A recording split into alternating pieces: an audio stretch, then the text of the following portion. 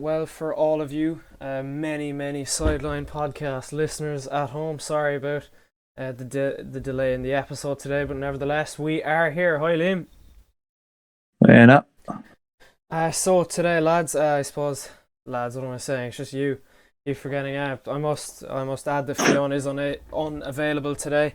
So I suppose we'll just kick on with Liam and talk about the North London derby, specifically Eric Lamella's second career Rabona. And I mean, oh my, it's an absolutely delicious strike, if I may say so myself. Liam, can I get your take on it, please?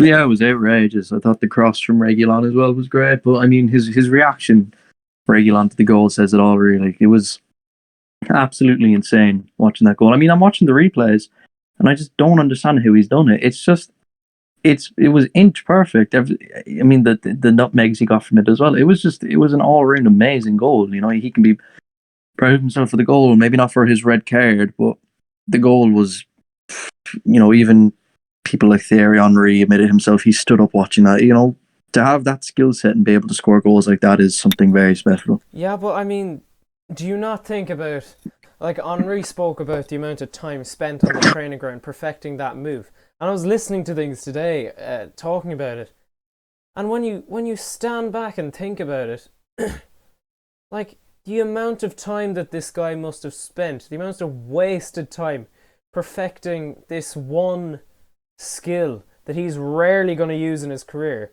We've all seen the one, outside of the box in the Europa League game a good few years ago now. But I mean, look, the guy doesn't have a right foot. And this guy, like, I mean, look, no disrespect to Eric Lamela, because I do think, it's obviously a fantastic goal.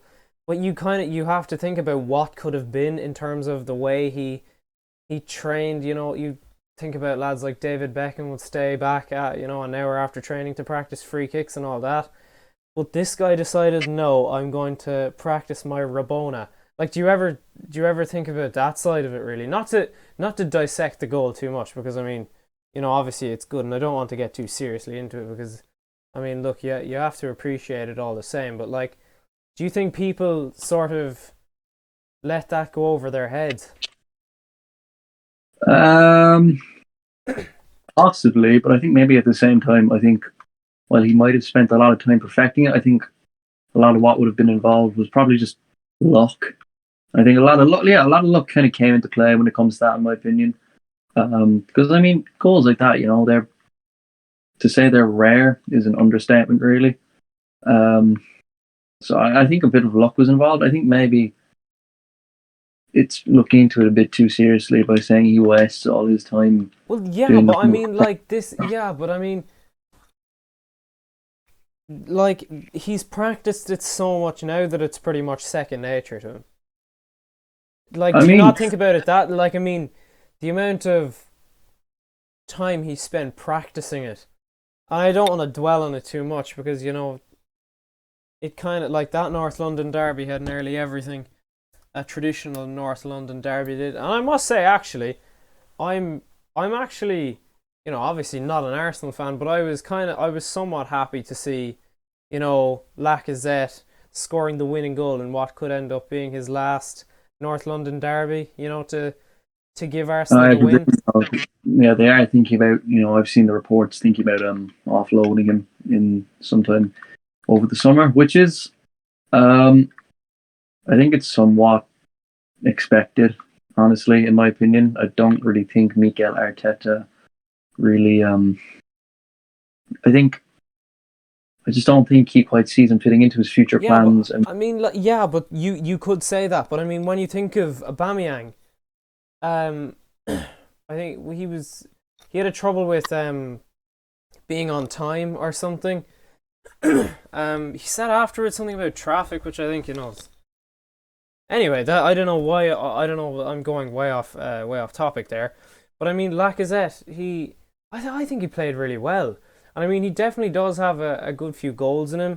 Um, when he's on form, I know obviously, along with everyone else, he was struggling for form under that I sort of pre-Christmas Arteta side.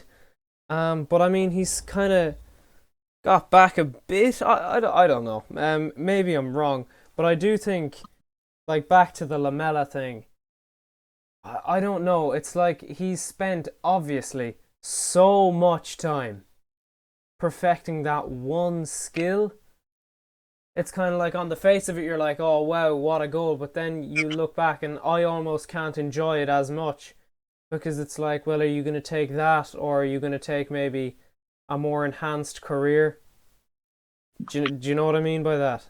I mean, yeah, I do, but I still think, at the same time, as much of, I guess, more of a flex it probably ended up being, it's still something like, Eric Lamella, he's not really known for being the most, like, I guess, respectful football player. So don't really think he's going to care too much about what people say about this, to be honest. And I mean, I don't really think he should.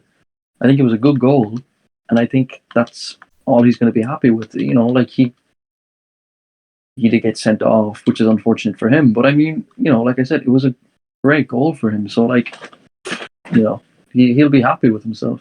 Yeah, he will. Yeah, yeah, I don't know. I suppose he will. Um, in hindsight, really. But I mean, could he do the same in his right foot? I don't know. I guess we'll have to find out eventually, won't we? I don't think we will.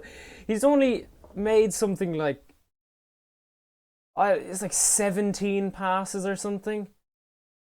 Off Off his his right foot. right foot. Yeah, off his right foot. Oh. Like he's absolutely, completely one-legged.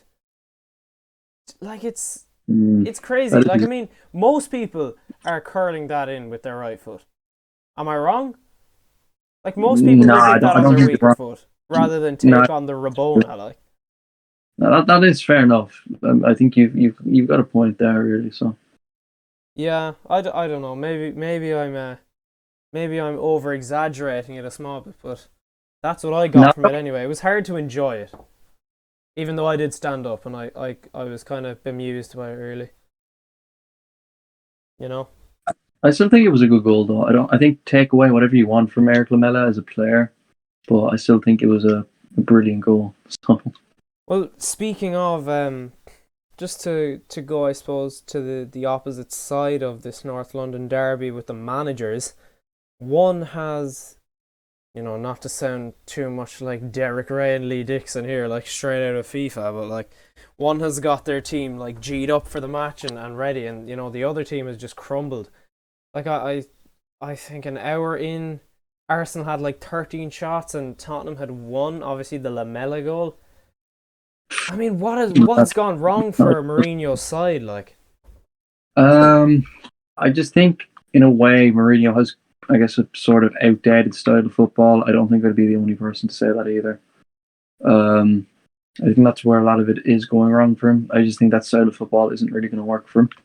And I really just I don't see why he continues to play so defensively. Because I mean, his players, don't get me wrong, Harry Kane has had some amazing stats, but at the same time, his players are very attacking sense. Gareth Bale, Son, I mean, Harry Kane himself.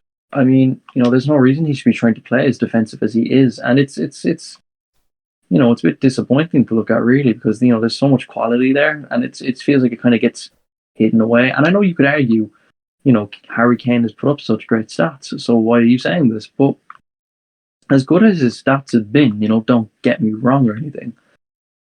I feel like in a more like attack kind of open team, his stats could be even better. Is the thing, and that's why I'm saying it's just sort of disappointing for him in a way because I do think the stats that he's pulling off could be better, but I don't really think he's having the chances to do that because of the style that Mourinho's teams play in. And I mean, you could argue that not all of them do. I mean, he's won, I think, 2 Champions Leagues, Porto and Inter, and won other numerous titles with other teams. So it's not as if Mourinho is inexperienced when it comes to this stuff. Like, not at all. yeah, So, just to stop you there, sorry to cut you off, but I definitely do agree with what you're saying. In the sense that maybe people are definitely already getting caught onto him but the style of football that he wants to play, like, I mean, is it that the manager is bad or the players are just too average? We spoke about this 2 weeks ago in the infamous Roy Keane, Jamie Redknapp heated debate on Match of the Day. Like, I'm starting to see where Roy Keane is coming from. I mean, you take away Harry Kane from Son and Son from this team, and I mean, are they just a bang average Premier League side? Um, I wouldn't say a bang average side because they've still got some amount of quality in the rest of the team. Maybe definitely not as high as the bar that say Son and Kane have set, but you've got Gareth Bale, for example. M Dombelly. They are, while I wouldn't put them at the same quality as obviously Harry Kane, etc. They're still very high caliber players in my opinion, and they've done well for Tottenham this season. And Dombelly, etc. So to say that they'd be a mid-table side, I wouldn't say is quite true. But without players like Kane and Son, then they definitely wouldn't be anywhere near where they are right now. That is, maybe that's something that you could probably agree with me on. Yeah, I'd 100%. I mean, but I mean, like, this is no good. This is no real special, Arsenal side. Like, I mean, they're sitting 10th in the league. I mean, Tottenham are 8th, but I mean, I don't really know how. Where did it all go wrong? I suppose is what I'm trying to. Yeah, Like, I especially think when you this has compare. definitely been an eye opener. Like, things were going bad for Spurs, but I think really, like, this has been an eye opener. I mean, am I exaggerating or No, like I don't think you are at all. To be honest, I feel like a lot of things are going wrong for this team at the moment, and it's really surprising considering where they were in the table for the first 3 months, and they're trying to challenge now for you know um, Europa League football, which isn't the standard they had at the start of the season, and the fact that that standard has now dropped is it's not the best thing, really. I think um, the Tottenham head coaches and Mourinho himself really have to look into it and understand what's gone wrong for the team because if they continue to play like this, not only will Spurs crumble more and more, Jose will eventually lose his job if the results stay like this because they sacked Pochettino for the exact same type of results. So there's no reason to really think that they wouldn't sack Mourinho if he's not producing. well, I I mean, think that yeah, but like Pochettino was at the club for a lot longer than Jose. Like, I mean, yeah, but like, this is Tottenham Hotspur. Like, I mean, is it really too mad to suggest that this is just their level now? Like, I think a lot of people have accepted that Arsenal have dropped off, but are still a sort of a big six club. Like, I don't really know where Tottenham stand, and I'm sort of grasping at straws here, trying to figure out what has happened because they were top of the league, and I know a lot of teams were top of the league, in this strange season, but like, they were convincingly top of the league. Like, they had looked early on in the season like London was, I suppose, slowly turning white. yeah, I agree with you there. I'm not even I don't have the answers for what's really happened to them as a team. It's disappointing to say the least what's happened to them. Um, and I think they'll be thinking that themselves, obviously. And I wouldn't blame them for thinking that. I think they've really kind of bottled their own position, which is it's unfortunate for them. But I'm sure there's a lot of players in that team that would have much they that would have hoped they'd be in a better position than they are. And you can easily see why. I mean, especially someone like Harry Kane. Like I said, I've said his name numerous times. He's one of the best strikers in the world at the moment. And he's been at Tottenham for years. And they're in the Carabao Cup final. They're their first, I guess, major final since the Champions League in 2019, and obviously they'll be hoping to win that. But I mean, their problem is at the moment. I feel like maybe in a way part of it is how, I guess, demotivated they are to really play anymore because they feel as if they've completely bottled their Champions League hopes. And it makes me feel a bit for players like Harry Kane and Son and Ndombele, etc. I do feel like they've deserved more out of this season. I really think that they've been very standout players. Um, Liam, quickly, I know it's probably old news. I suppose that's enough said about the North London Derby. What a good one it was. I just wanted to sort of talk about Zaha and the fact that he didn't take the knee against West Brom. I found this very interesting, and it is something that I've been sort of looking into and keeping tabs on. Not particularly with Zaha, but certain teams have already stopped. Millwall, Brentford, and so on, for different reasons. But Zaha he obviously feels very passionate about this, and you need to think that the black players. This is meant to be all about them and standing up for what they believe in. But I mean, is it really like, is it gone too far? Like, I mean, well, not in a sense gone too far, but I suppose the whole point of it is sort of being made null and void. If you understand, like, what's your take on that? I think Zaha did the right thing. Um, I think even in today's football, it feels more as if taking the knee has just become a trademark thing to do. There's no meaning behind it anymore. I mean, people just do it nowadays because they're expected to, and a lot of, I guess, companies use it as propaganda. There's no real reason to do it as well if racism is still a thing because players have been taking the knee for almost a year, but I still can give you countless incidents of racism since then, mainly Ian Wright getting racial abuse from a teenager who lost a game of FIFA.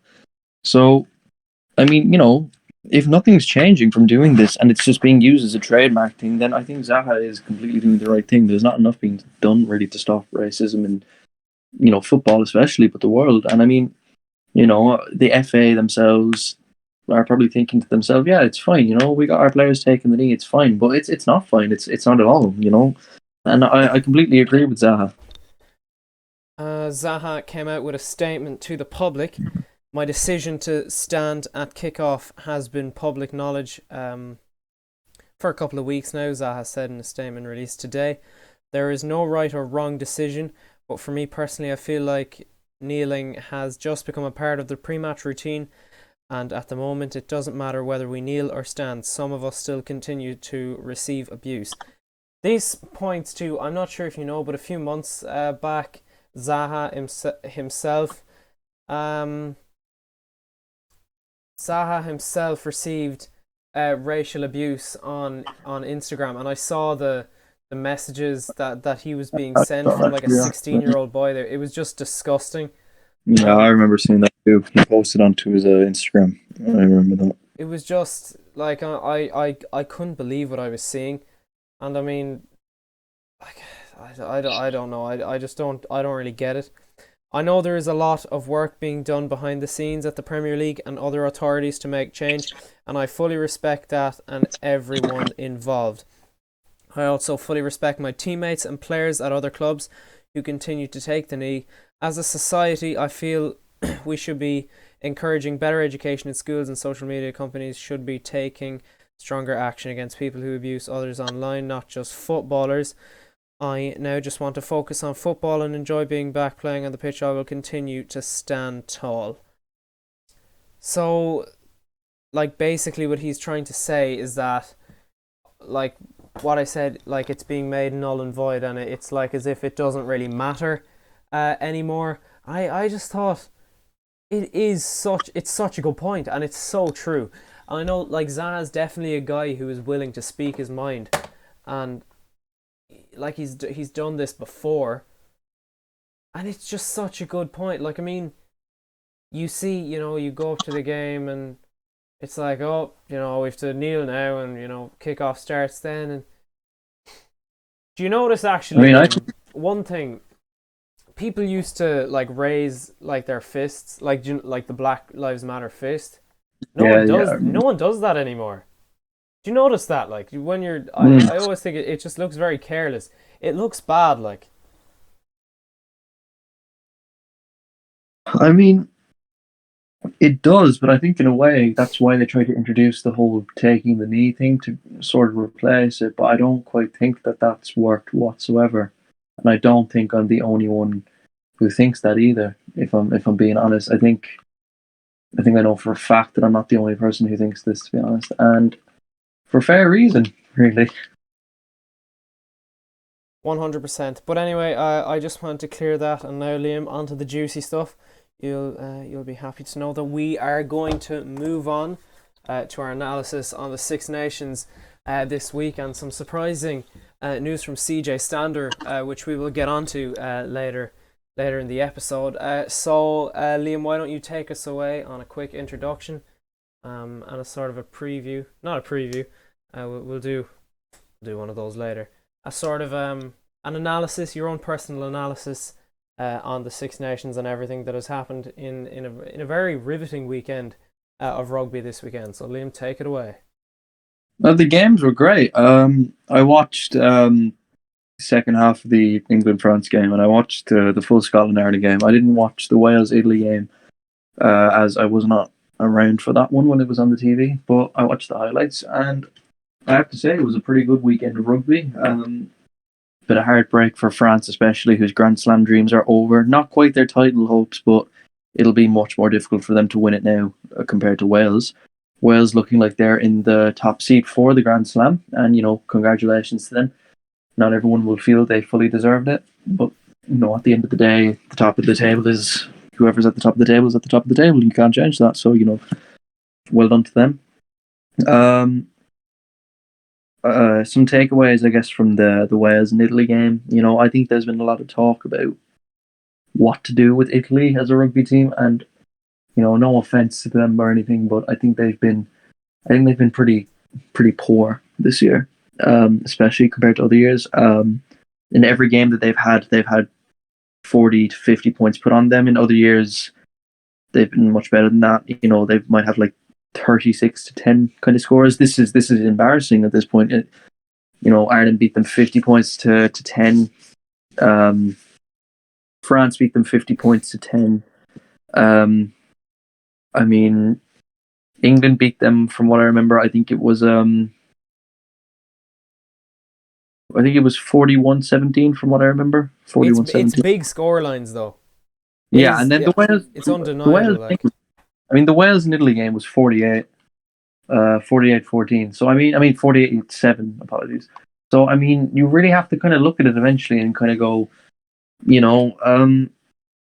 this really isn't good for them, Italy. I think something really has to change. I think they need to introduce a relegation system for bottom of the table, and introduce a tier lower. So, for example, you have the Six Nations, and then you have your relegation system. So whoever comes sixth is relegated into the bottom one, and then the bottom one could be a 5 or 6 nations consisted of countries like Georgia, Fiji. Even Spain now, actually, they have a team. Yeah, Georgia, Fiji, Spain, Russia. Even Russia have a rugby team that they play. How would Fiji work?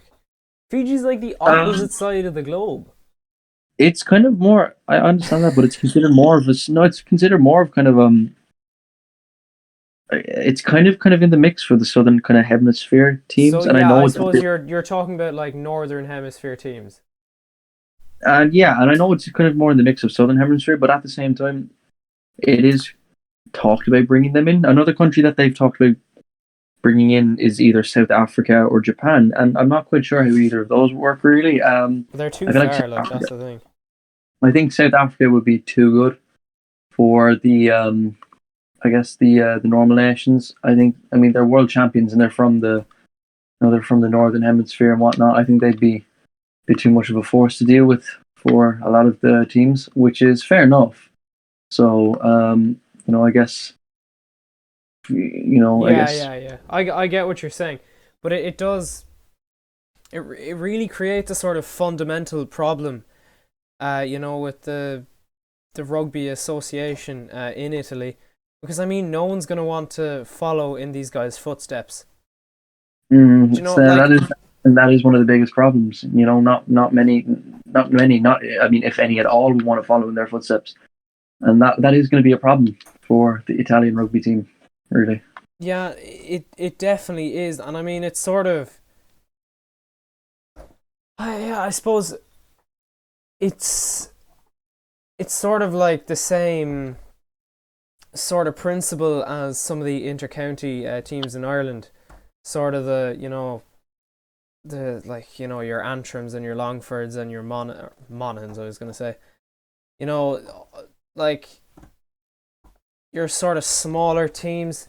That it's sort of like they do all the same work as everyone else, and I mean obviously it's totally different because the Italian players are getting paid.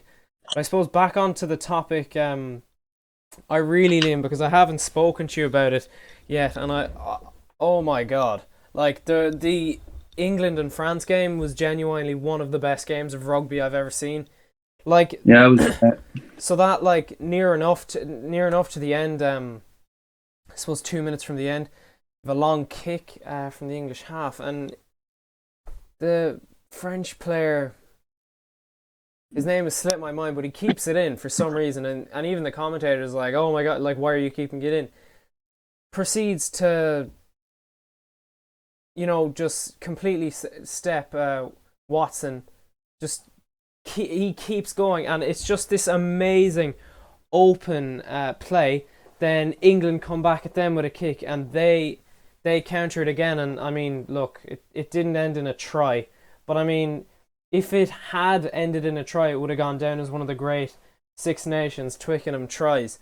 But I don't like what just an open like a great piece of rugby. Obviously, Itoje coming in with the winning try at the end, which it went down to the final second. And yeah, I do still think France are going to win the Six Nations. I can't really see Wales overcoming them and England, especially like they beat Scotland with with a man down, Ireland with a man They down, and already beat, Italy. they already beat England, but to Oh, see to see them oh, they beating have. Oh, France, sorry. Yeah, sorry. I mean, to see them beating France, be I guess a bit of a different story, really. It's gonna go down to the last game. Like that's the thing. Yeah, it will. It's gonna be a very interesting one.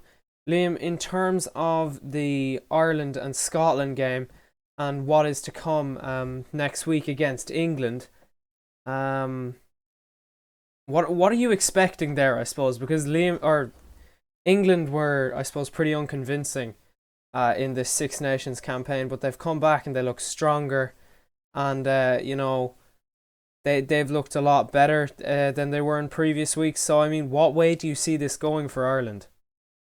Um, I think if Ireland do get beaten, I don't think it'll be by a lot. But I think if Ireland were to win, same point again, it won't be by a lot. I do feel like it'll be a close game because both teams have the same record in the Six Nations at the moment. Played four, won two, lost two. Both of them are going to be wanting to end the campaign on a high. Both of them losing their opening games, but beating, big teams. I mean, Ireland beat Scotland, who beat England, and England beat France, who beat Ireland. So I mean, final game of the season at the Aviva. I mean, Ireland are gonna, they really are going to be wanting to prove a point that they can take on the English because the last couple of meetings with the English haven't been great at all, especially the smashing at Twickenham in the World Cup warm up back in 2019, which was a shambles for Ireland at the time. Ireland are winless against England since the 2018 Six Nations, in which they won the Grand Slam. So I mean, Ireland, it's mostly just a case of they'll probably just want to be proving a point, really, and that's fair enough. And I do hope they can go out and do that and give AJ Stander a good send off, and any other players who might end up retiring after the season who haven't announced it, because I think the Stander announcement was it was really surprising, and I didn't expect it at all. I know, and I do want to talk about that. I suppose I'd like to round off this episode talking about him and what a surprise that was. But I'd like to, I suppose, direct your attention to someone that lit it up against Scotland, and that man is Tyg Byrne. Oh, he's one of my favorite players at the moment. Actually, I find it really difficult to not see him in a Lions jersey over the summer if the tour goes ahead. I think he's every bit deserving of it. I think he's been absolutely just. I think he's been Sensational, immense. really, yeah. He's been immense in all his games, and I think any bit of credit towards him is completely fair, and it's completely worth it, and it's completely deserved. He's been great. He's been amazing this season for not only Munster but of course Ireland. And like I said, to not see him in a Lions jersey to me would be a big surprise, and I really do see it happening. And I hope Warren Gatlin thinks what I'm thinking. But I mean, the man's immense. He's picked up 3 of Ireland's Man of the Match awards in 4 games. I mean, he got a try and everything. He's the most turnovers. He's immense, and I mean, in the Pro 14 as well. His stats are quite similar.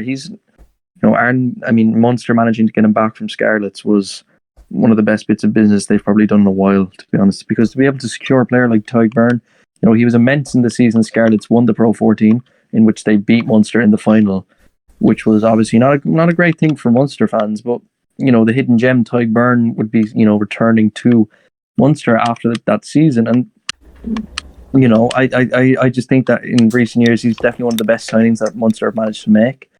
And I think in the international jersey, I think the second row options at the moment are great. Ian Henderson, Ultan Delan, James Ryan, and Tyg Byrne. Tyg Byrne has the option to play in the back row as well, which is really good and makes him much more versatile. So I think it's really impossible to leave Tyg Byrne out of the team at the moment. It's just it becomes a bit more of a head scratcher trying to understand where to fit him in.